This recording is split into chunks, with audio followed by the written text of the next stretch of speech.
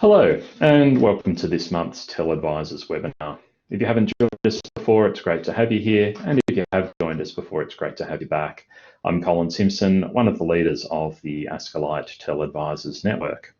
TELadvisors Network is a community of practitioners for people working in roles such as learning designer, education technologist, and of course, academic developer.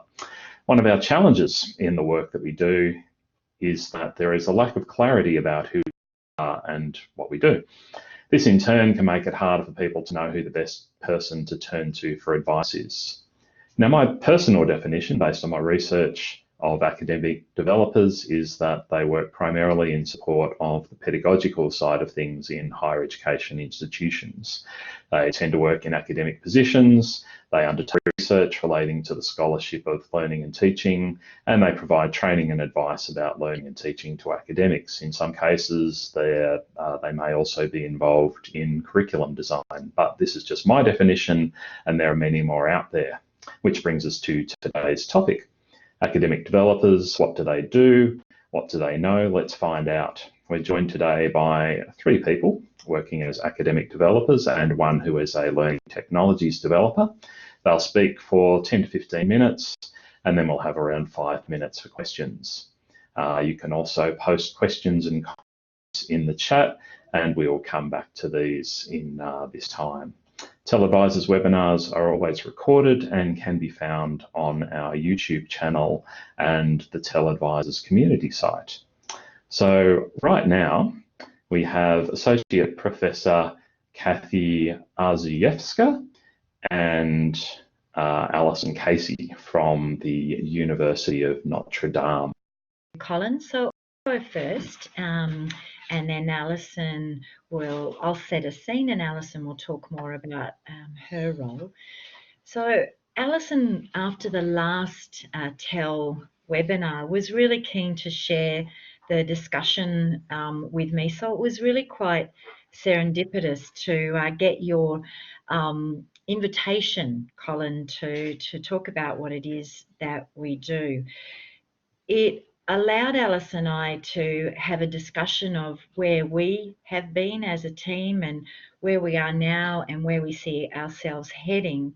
But more specifically, it also gave me time to sit down and ask Alison again, really, now that she's been with us for a while, how she saw the role and whether she thought that it was working.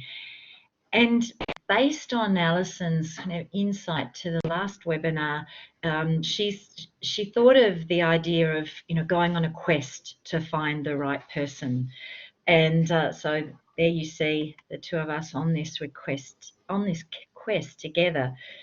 So I thought it's interesting perhaps to share a little bit about where I've come from in terms of working with technology and academics. So 7 years ago in a previous institution, we were told we were going online.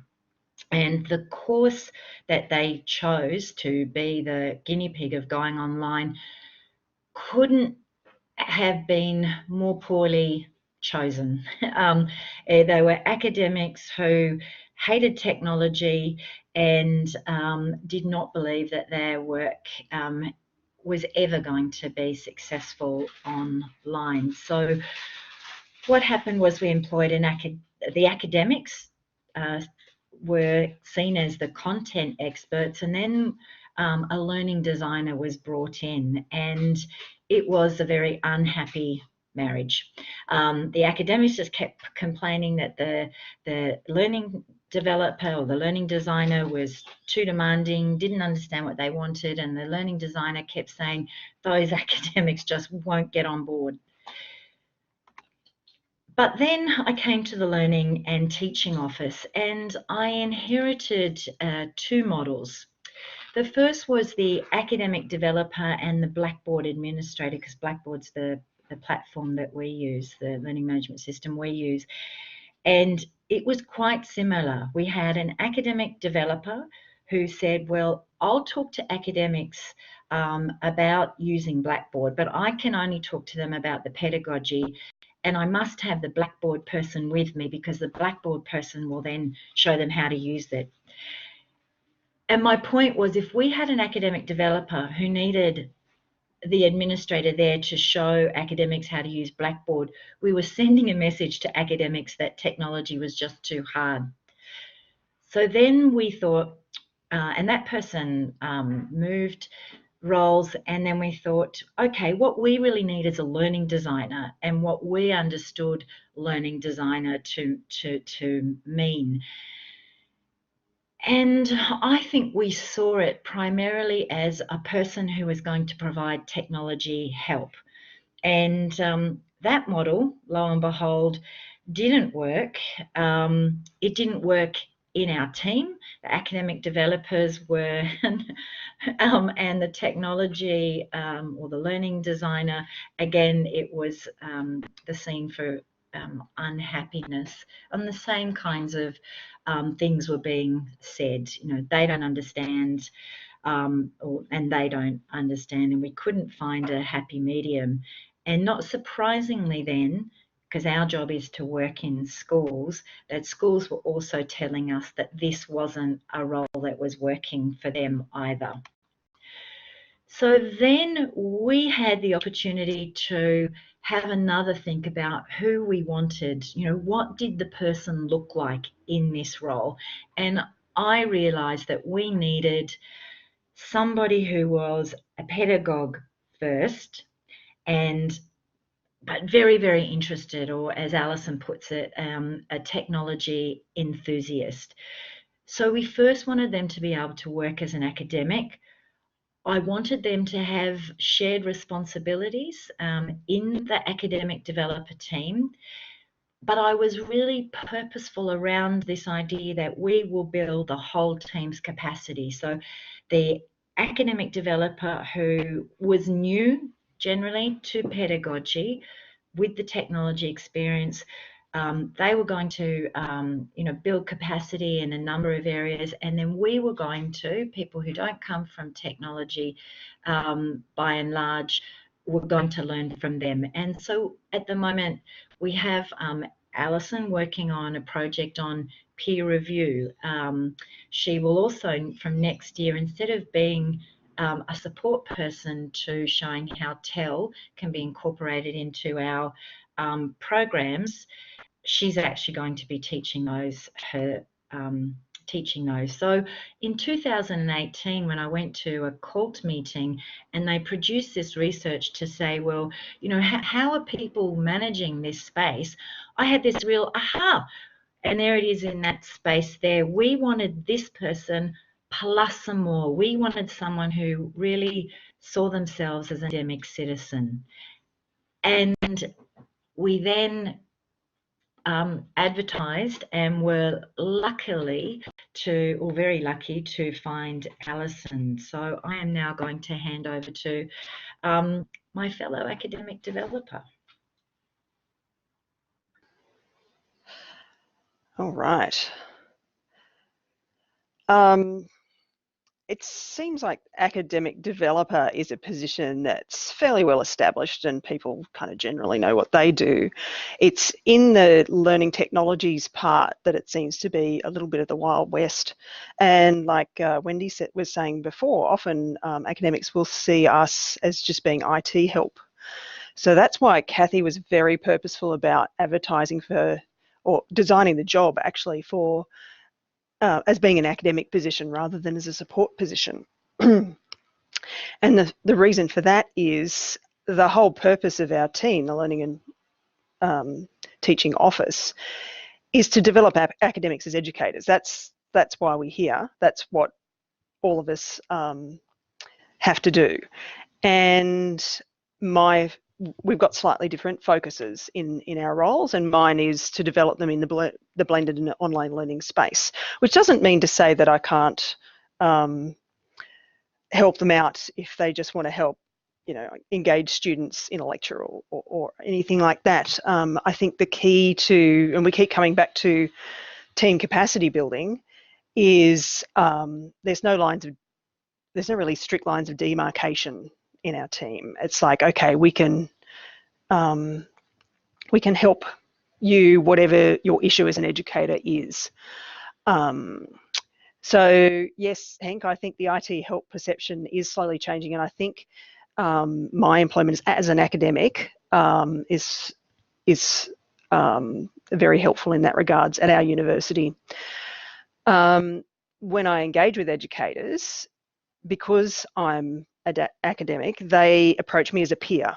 They don't approach me as a support person, because they know that I do teaching and I do research. Therefore, I know where they're coming from, and I can be trusted with their issues. I'm not somebody who's going to come in and just say, well, what you need is quizzes, and we're going to work together to put quizzes into your lecture, and that's what the solution is going to be. So we find that having me as an academic, first and foremost, means that there's much more chance of me developing a relationship with them. So instead of being a learning technology support, I'm an academic developer who's enthusiastic about technology. And I think the enthusiasm's got to be a part of our role, because if I'm enthusiastic about technology, I'm going to be looking for ways to use it all of the time, which means that when I come in to an academic space, I can say, well, I've tried this and I've tried this and I've tried this, and I find this doesn't work, and let's look at your particular solution, your particular situation, and here's 3 things that you can try. My enthusiasm means that I'm going to be on, as far as I possibly can be, on top of what technology is available if academics want to use it. But we've always got to remember that the pedagogy and the student comes first. I think we're never going to be successful if we just come in going, here's some technological solutions. I don't know what your problem is, but here are some solutions. You can't approach it that way. So that's what the emphasis is on our team, and that's what Kathy was saying about our capacity building. There's a really large skills overlap between myself and the the proper academic developer in the team.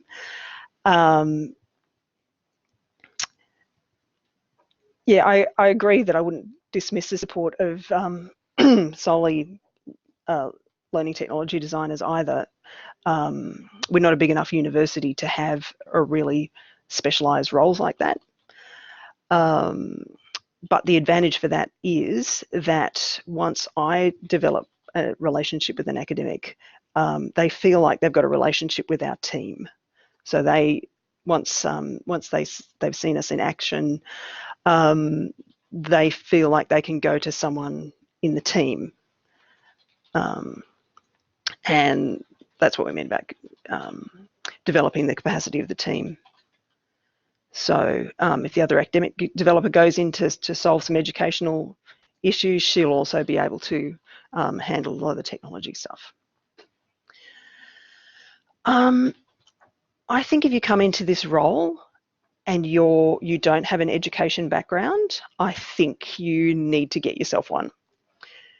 Because, and I hear Michael Sankey say a lot, it's pedagogy, pedagogy, pedagogy, and then if technology happens to be the solution for your pedagogical problems, then that's great. But that's where you've got to start. And if you don't come from education, it's really hard to get a really it's hard to put yourself in the educator's place if you haven't had that experience yourself. So if you don't come from an educational background, most universities offer some kind of education module. We offer a graduate certificate in learning and teaching. So if you are a learning technologist, you should probably get yourself that kind of background. At this university, I also work as a sessional educator, and I feel like that, even though it's quite time consuming, it keeps my hand in. I feel like I know what the students need, I know what the educator's going through. It really gives me a shortcut into that relationship with the other academics. We're always being asked to give evidence of our success, aren't we? We were discussing that in the last webinar. And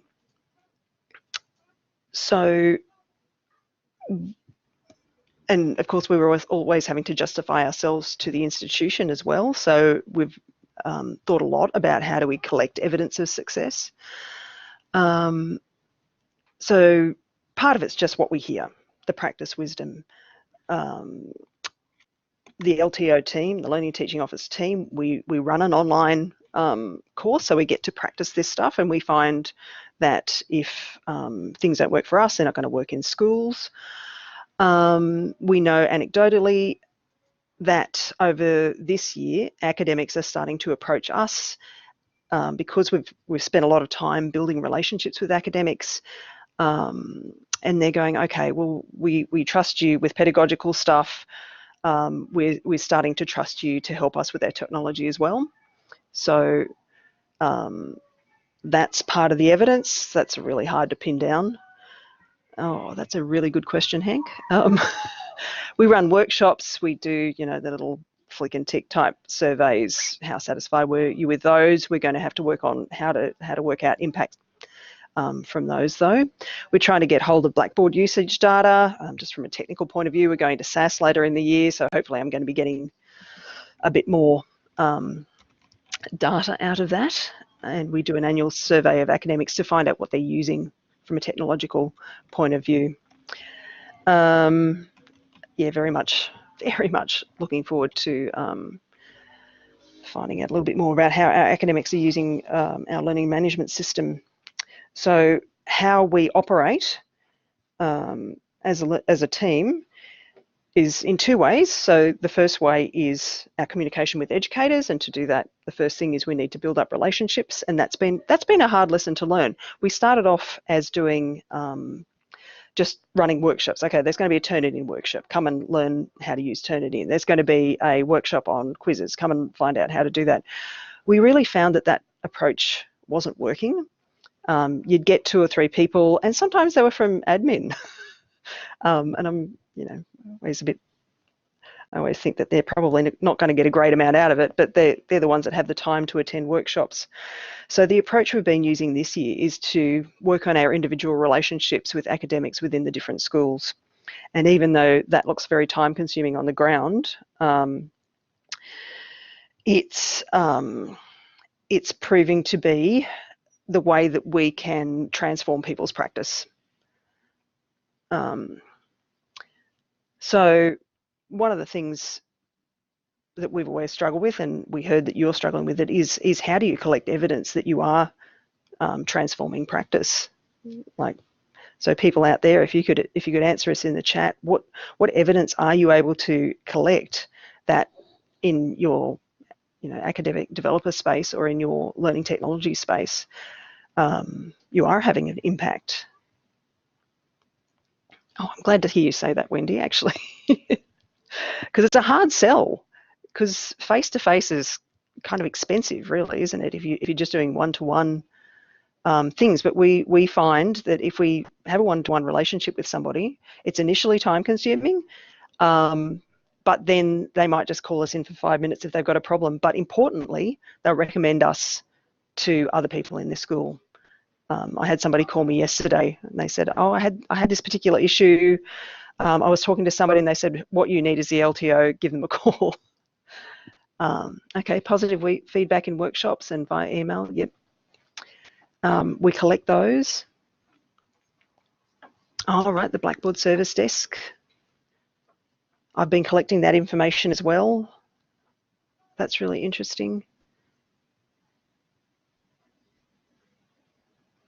All right, I'm not quite sure what that means. People need support to self-identify their impacts.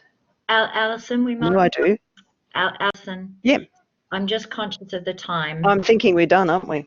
We are done. So yeah. Colin asked if we would just hold questions. Yeah. Just as a final word, we've included the appendix of the Learning Technologies Developer job description. We thought that you might find that useful. what was really, really hard for me as a leader, and just as a last point, is that I had to fight really hard. I had to fight HR really hard to have this as an academic position. And I think that the idea that this role is somebody who helps fix things, can come in and do a little bit of technology fix was really strong in the university, and we needed to prove, and I think we have, that we've made the right choice by reframing the role.